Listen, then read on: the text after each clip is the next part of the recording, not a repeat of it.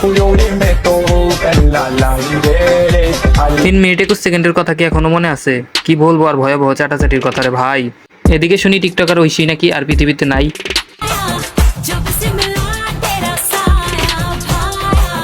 এই হলেন আমাদের কুখ্যাত বিখ্যাত টিকটকার ঐশী, যার ব্যাপারে কথা বলার আগে আমরা ভিডিওর ইন্ট্রোটা আগে দিয়ে নিই। আসসালামু আলাইকুম এভরিওয়ান, কেমন আছেন সবাই? আশা করি সবাই অনেক ভালো আছেন। আপনারা দেখছেন অর্ডিনারি রোস্ট, আমি আছি আপনাদের মাঝে সোহানু। তো চলুন ভিডিও শুরু করা। এখন আমি আপনাদেরকে বলি ওই ঐশীটা কে। ঐশীটা হলো টিকটকে গিয়ে যদি আপনারা সার্চ করেন ঐশী লিখে, তাহলে তার সম্বন্ধে সব ব্যাকগ্রাউন্ড আপনারা পেয়ে যাবেন। সবকিছু তো ঠিকই ছিল, এখন বাইরে থেকে তাকে যেমনটা দেখা যাচ্ছে ভিতর থেকে তেমনটা নাও দেখা দিতে পারে।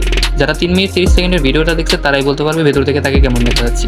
এখন বিষয় ওইটা না, উনি নাকি মারা গেছে, তার নাকি জানাজার উপর আসে, তার মুখ থেকেই শোনা যাবে নাকি মারা গেছে, তার নাকি জানাজা দিচ্ছে। তুমি হাসো, এদিকে তুমি মারা গেছো, দর্শকেরা তোমার মারা যাওয়ার খবর পেয়ে কান্নাকান্নি শুরু করে দিয়েছে, আর তুমি এদিকে হাসাহাসি করতেছো। ওয়েট, এই মেয়ে যদি মারা যায় তাহলে কথা বলে কিভাবে? তোমাদের একটা কথা বলি। হ্যাঁ বলো, তোমার কথা শোনার জন্যই তো আমরা এখানে বসে আছি। আচ্ছা, তোমাদের অসিনাপু কি এতই ঠেকা পড়ছে যে তোমাদের এইসব ফেক জিনিস নিয়ে তোমার ট্রোল করবে আর অসিনাপু সুসাইড করবে? ও আচ্ছা, তাহলে এটা ফেক নিউজ। তাহলে যে কালকে আমি তার জন্য জানাজার পড়লাম, জানাজার কি হবে না? চমকে যাওয়ার কিছু নাই, কারণ টিকটকার তো বিনোদন থাকবেই। ফানি, অনেক ফানি ব্যাপারটা। তোমরা কি মনে করো আসলে? আমরা মনে করি আমরা সব দর্শকেরাই পাগল আর দেশের টিকটকাররাই সব ছাগল।